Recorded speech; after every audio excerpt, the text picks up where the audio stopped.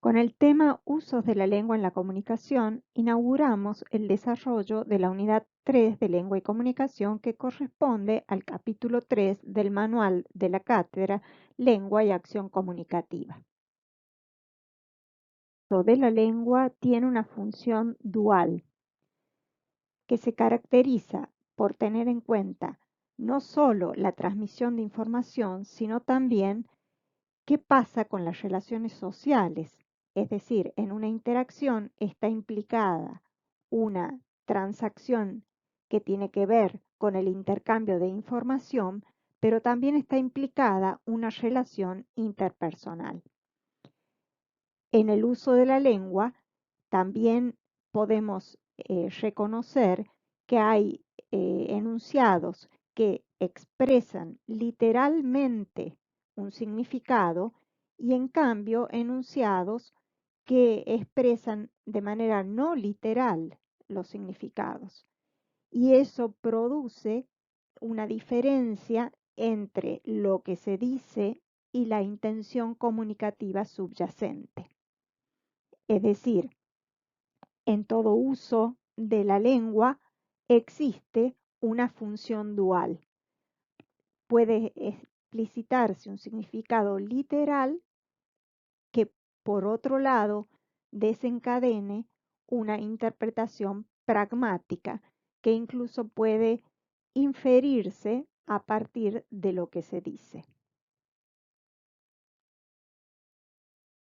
Pragmática es la disciplina de la lingüística que va a estudiar el uso de la lengua en relación con los usuarios, enunciadores, destinatarios y los contextos.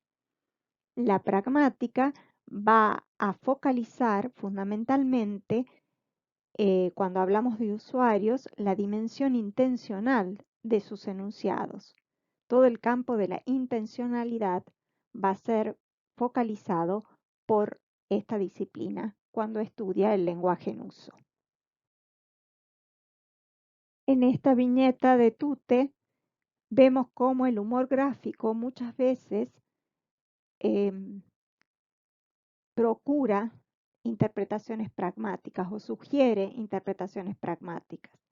¿Qué querés ser cuando seas grande? Le pregunta el adulto al niño responde presencial. Sabemos que la hilaridad, el efecto de sentido que busca esta viñeta se explica en el contexto de pandemia, donde surge este deseo de la presencialidad como un anhelo de ser en el niño. Cuando usamos la lengua puede haber cierta separación entre lo que se dice y la intención comunicativa subyacente.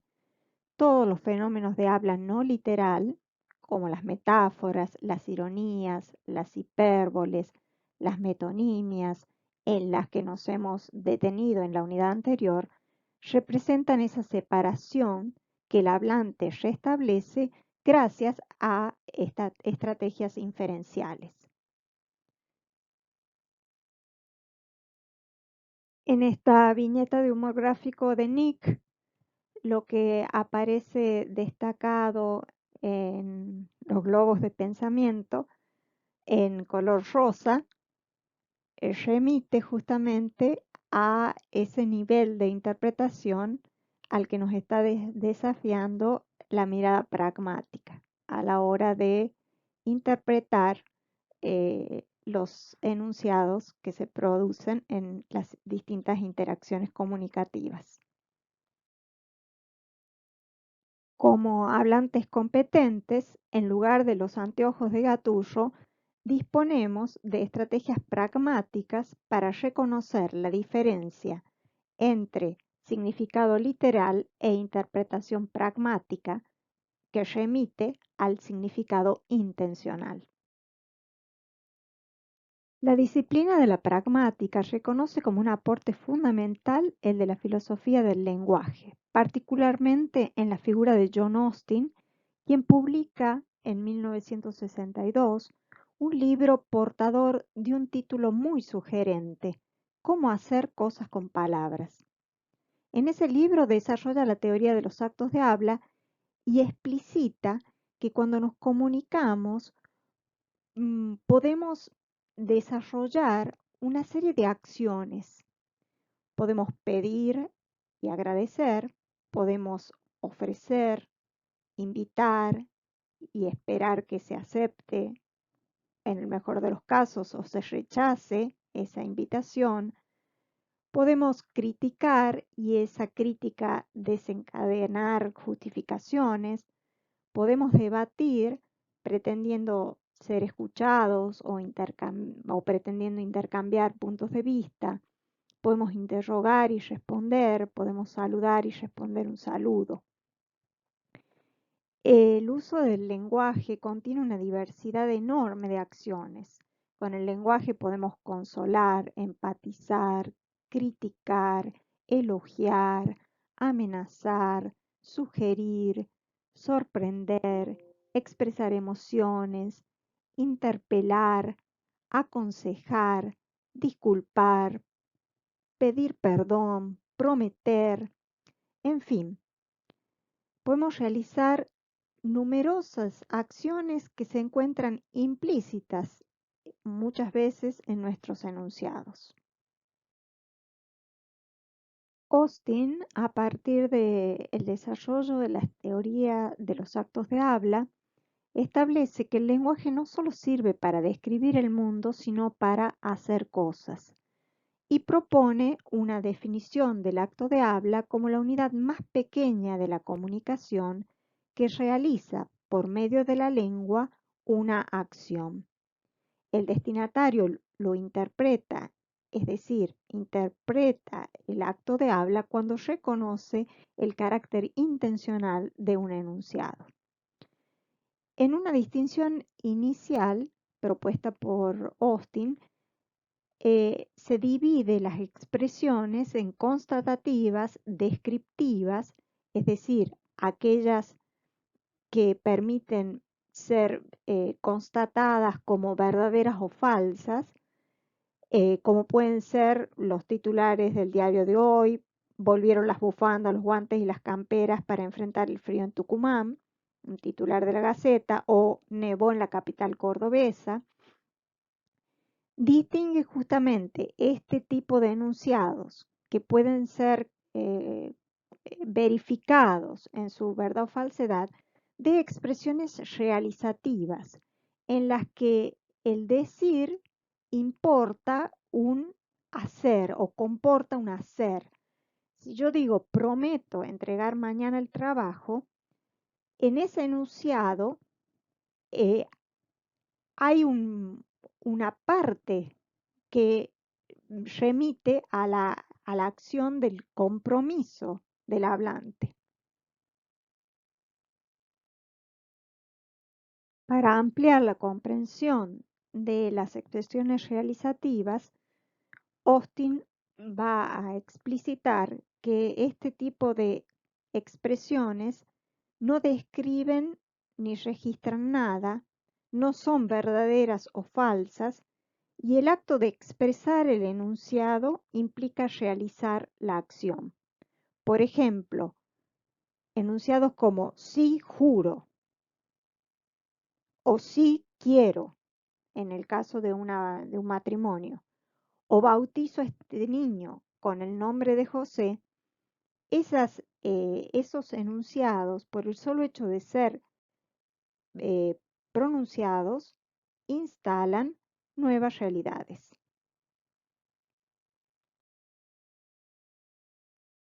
Para desarrollar mejor la comprensión de estas expresiones realizativas, Austin va a explicitar la doctrina de los infortunios. Es decir, para que las expresiones realizativas sean afortunadas, deben existir ciertas condiciones. Es decir, los enunciadores deben tener la autoridad necesaria para pronunciarlas, se deben dar en las situaciones y contextos apropiados y se deben seguir ciertos procedimientos convencionales. Sabemos que la acción de casar, por ejemplo, la asumen los contrayentes frente a un sacerdote o a un juez de paz, que la acción de bautizar la puede realizar un sacerdote y un juramento será hecho por los egresados de una carrera o por los funcionarios al asumir sus ministerios, eh, y siempre se siguen determinadas fórmulas. Por eso Austin habla de procedimientos convencionales y se da todo en un marco institucional que garantiza la legitimidad de esos actos de habla.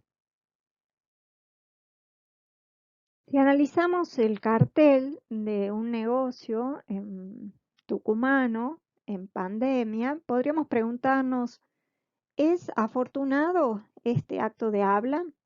Solmar pone, ¿no es cierto?, en la puerta de su negocio, horario de atención al público, lunes a viernes, horario corrido, de 9 a 18:30, sábados de 9 a 13, domingos y festivos cerrado.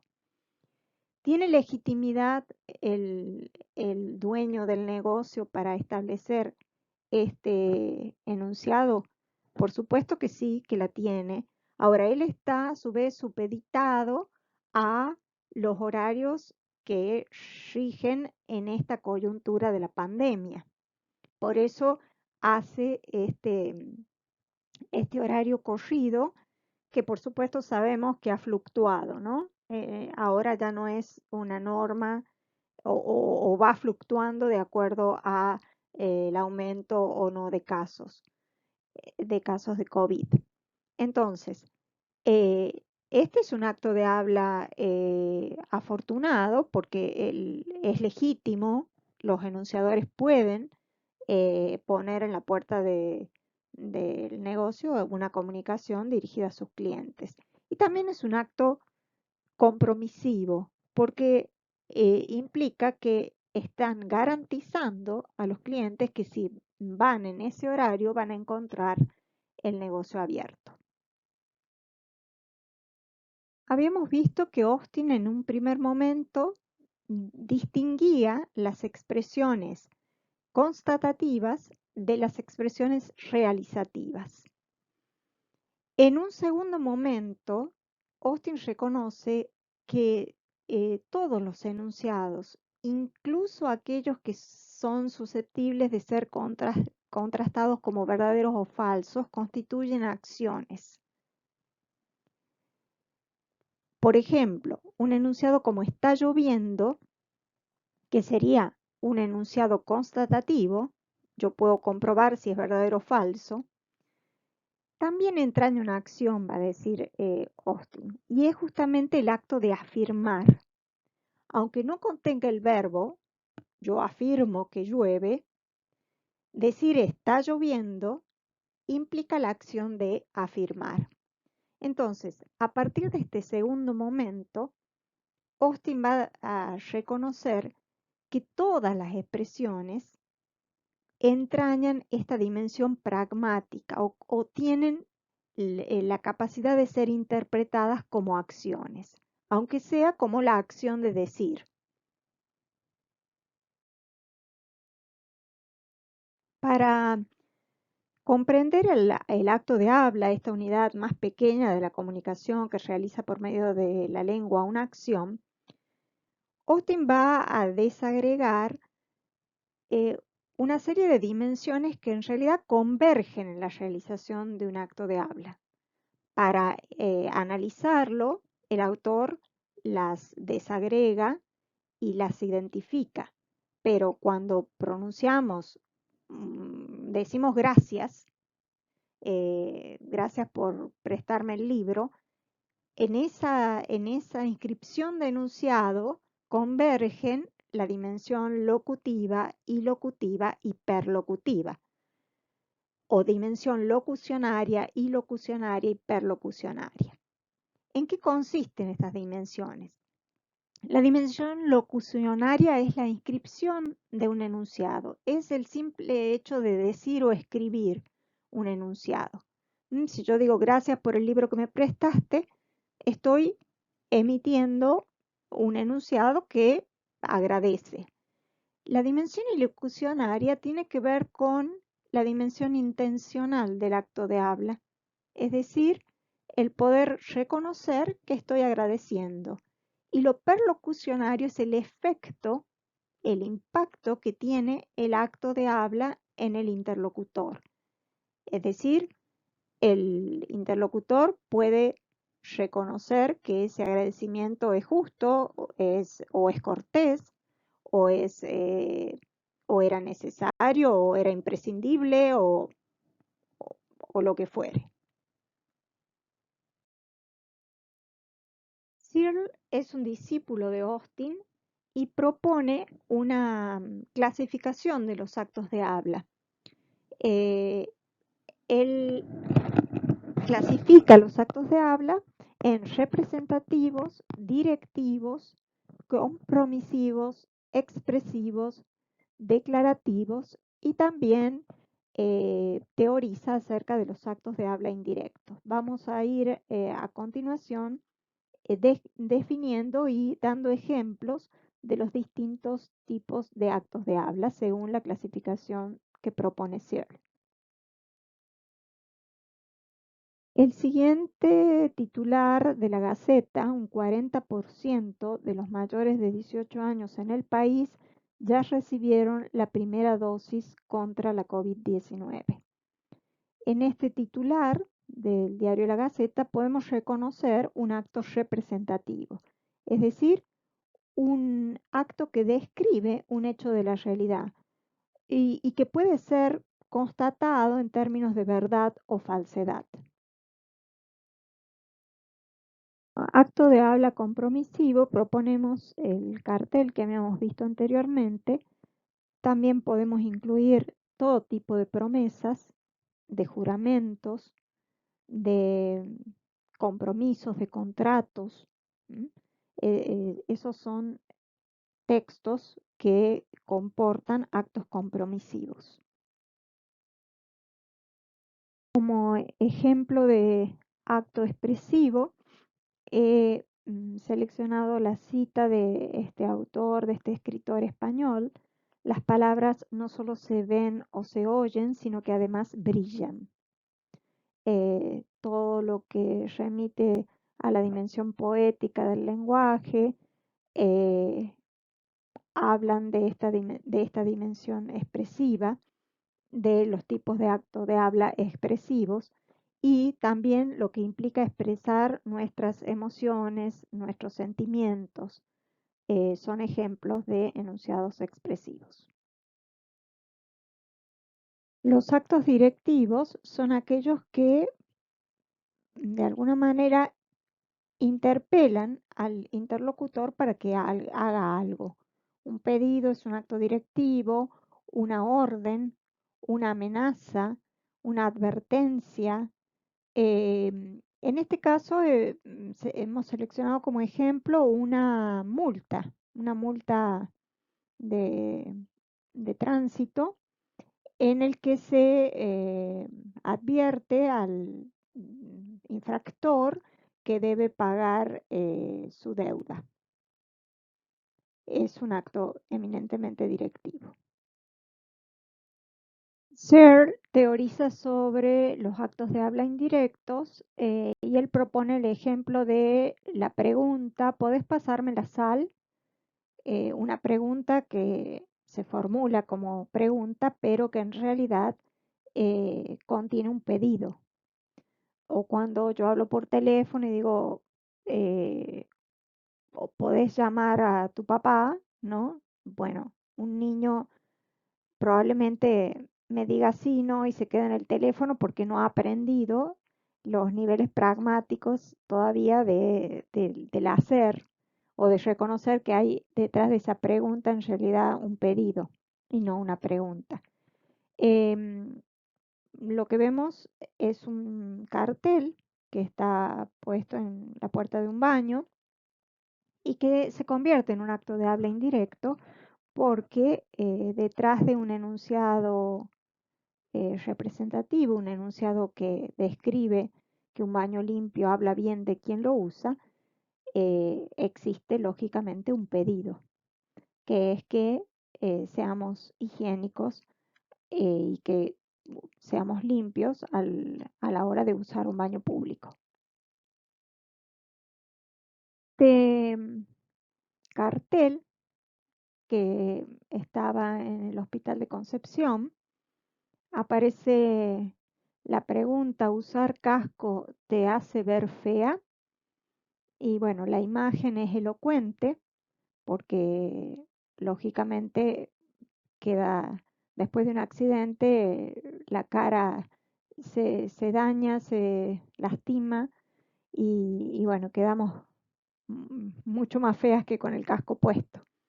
Es un acto de habla indirecto porque está insinuando, sugiriendo, advirtiendo, está ordenando de alguna manera, aunque justamente al no ser un acto directo, tiene la sutileza de esa indirección.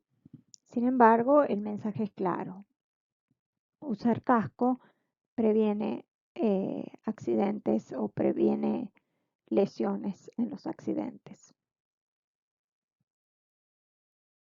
Profundizando en este tema de la comunicación y de los usos de la lengua en la comunicación, vamos a describir lo que Grice en 1975 definió como el principio de cooperación y las máximas conversacionales, que podríamos hablar incluso de máximas comunicativas, porque no solamente eh, las podemos reconocer en el uso oral, sino en el uso escrito incluso.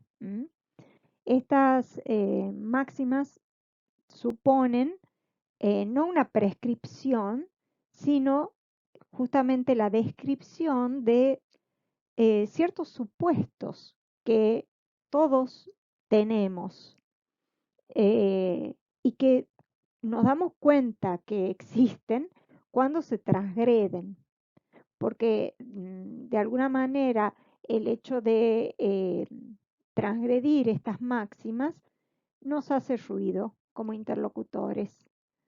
La violación de las máximas conversacionales genera implicaturas o significados implícitos que se desencadenan, lógicamente, el reconocimiento de esos significados implícitos se desencadena muchas veces después de ese ruido que sentimos cuando se ha transgredido la máxima de cantidad porque se ha hablado más de lo que estaba previsto, o la de calidad porque se han dicho cosas falsas, o la de relación porque se han dicho cosas que no parecen o aparecen como pertinentes, y la de modo porque se ha sido ambiguo o poco claro o desordenado al hablar. En este cuadro tenemos resumidas las sentencias que definen a cada una de las máximas. La máxima de cantidad proporcione tanta información como sea necesaria para la conveniencia del propósito comunicativo. La máxima de calidad, que su contribución sea verdadera, no diga nada que crea falso, no diga nada de cuya verdad no tenga pruebas. La máxima de relación sea relevante o pertinente, mencione solo aquello que se relaciona con el tema de la conversación, y la máxima de modo sea claro, evite la oscuridad de expresión, sea breve, sea ordenado. Como venimos diciendo, el principio de cooperación se revela con más fuerza cuando se transgreden las máximas conversacionales. ¿Por qué? Esa transgresión nos manifiesta un plus de información.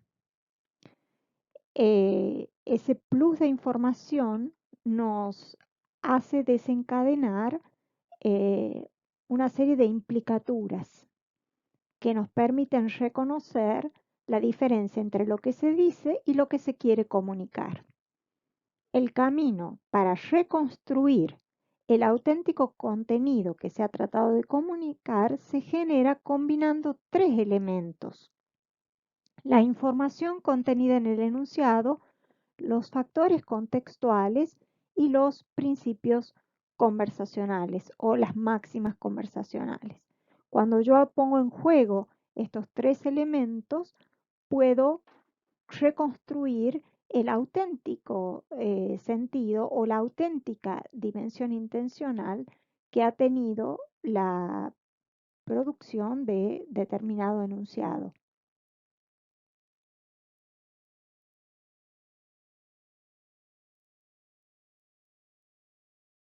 Yo te fue bien en química y la respuesta contesté todas las preguntas. eh, Podemos generar una implicatura, que es justamente que la prueba fue fácil. A pesar de que esta respuesta indirecta eh, puede resultar aparentemente irrelevante, el significado implícito lo puede reconstruir el destinatario a partir de inferir que la prueba tuvo poca dificultad, por eso la pudo contestar totalmente. En esta viñeta, el habla no literal, como lo es la construcción de la metáfora del lector como uno ocupa en la viñeta, justamente transgrede la máxima de calidad. Y la implicatura es: leer te permite vivir otras vidas. En esta propaganda se explicita el enunciado típico de una excusa, que es: el lunes empiezo, ¿no? El lunes que viene dirás que empiezas. Eh, el lunes que viene dirás que empiezas. Ese enunciado, esa excusa repetida, sirve de base para la construcción del mensaje que se quiere transmitir a través de esta propaganda. No esperes para construir, reconstruye. Cuantas más cosas construyas en tu vida, menos espacio dejarás a las drogas. Indudablemente, la máxima de cantidad está transgredida en la repetición de la excusa.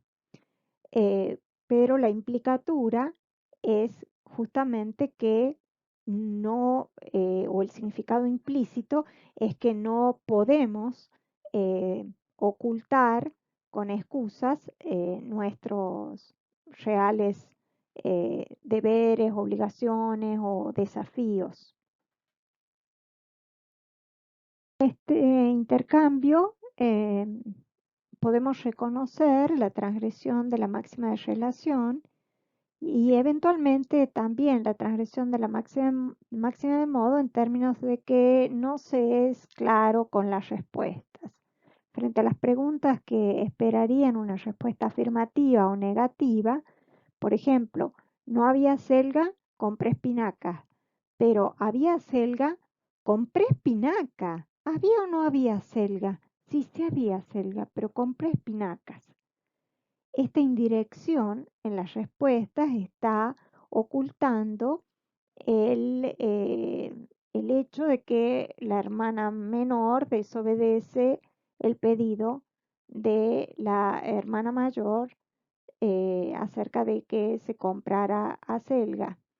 Y entonces, finalmente, ella admite que, bueno, que fue una decisión personal, que probablemente porque le gusta más la espinaca que la acelga. Y, y en ese retaseo de información, de respuesta afirmativa o negativa, y por el contrario, en el hecho de pronunciar actos de habla que son indirectos, que no responden directamente a la pregunta, sino que la evaden, eh, hay implícitos, hay significados implícitos. Y es justamente el no querer reconocer que se había, entre comillas, desobedecido y se había optado por lo que le gustaba más a la persona que había sido eh, enviada con el mandado. En este ejemplo vemos un intercambio en el que se transgrede la máxima de modo.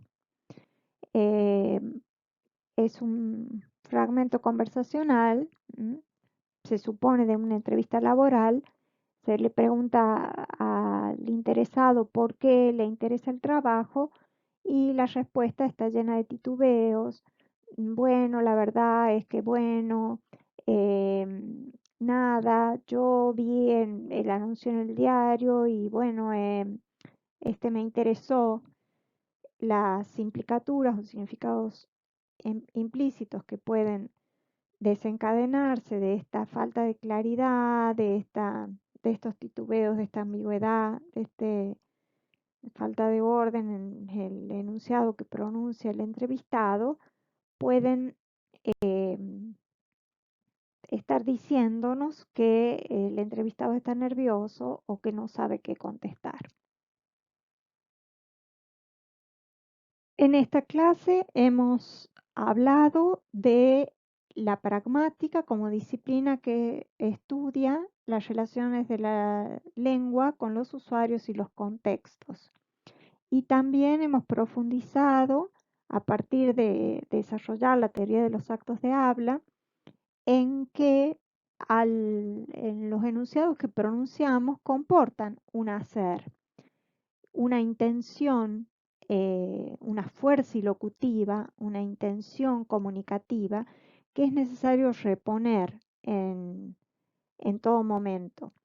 Y también hemos profundizado en la descripción del principio de cooperación que Rice describe para explicar el comportamiento comunicativo a partir de las máximas conversacionales. Lo que presenta este esquema es la conciencia de que ese principio de cooperación está subordinado muchas veces a un principio de cortesía. Muchas veces las transgresiones a las máximas se explican por cuestiones de cortesía. Yo a veces no puedo ser tan directo porque si tengo que dar una mala noticia, conviene que sea a través de un acto de habla indirecto, si la persona es muy sensible o si la persona se va a impactar mucho al recibir esa noticia. Y vamos a ver también algunos ejemplos de mentiras piadosas, por ejemplo, que también las pronunciamos con el afán de ser corteses. Y otro principio muy importante es el principio de situación, es decir, eh, todos los pactos comunicativos y los intercambios que establecemos y las conversaciones que sostenemos en nuestra vida de relación siempre aparecen situadas. Es fundamental el contexto, la situación.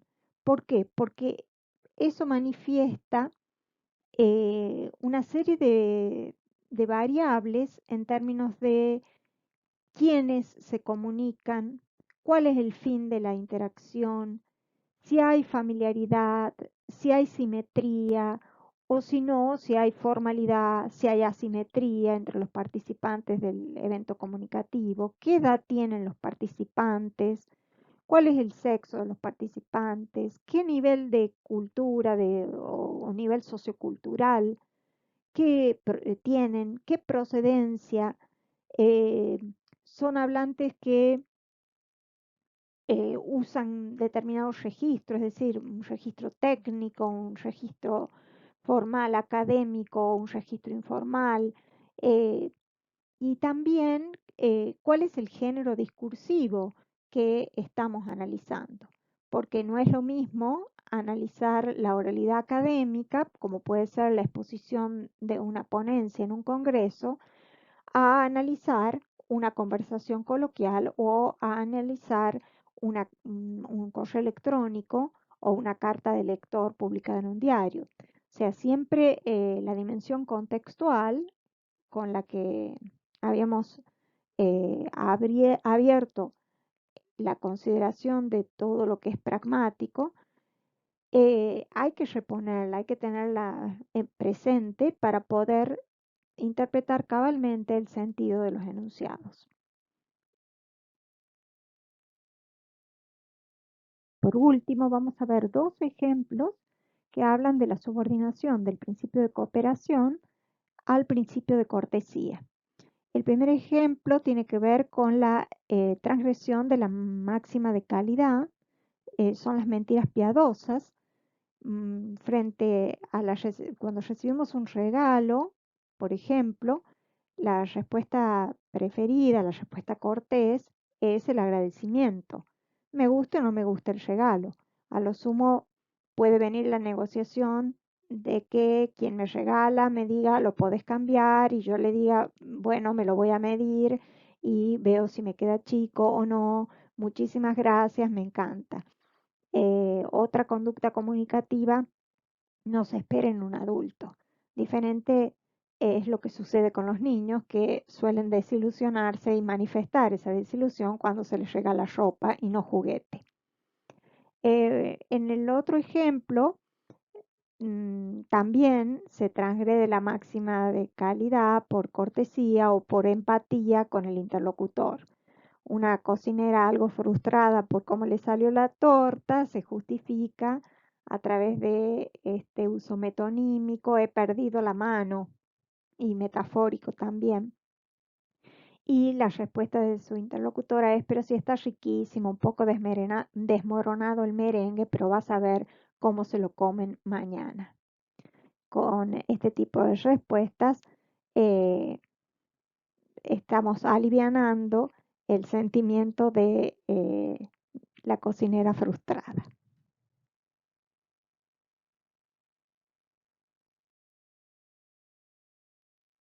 Estos ejemplos de posibles actos de habla, de excusa, de rechazo, de explicaciones, de disculpas, de pedidos, son ejemplos de actos de habla en los que se transgrede la cantidad por cortesía.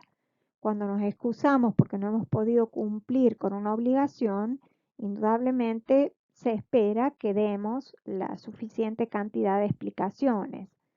Lo mismo cuando rechazamos un pedido o una invitación. Vamos a decir por qué lo rechazamos y no simplemente no puedo. Cuando nos disculpamos por algo que consideramos ha sido un error de nuestra parte, o cuando pedimos algo, pedimos un favor, vamos a invertir eh, probablemente en, en mayor cantidad de enunciados que justifiquen ese pedido. Bueno, hasta aquí llegamos con el desarrollo de esta primera parte de la unidad usos del habla en la comunicación.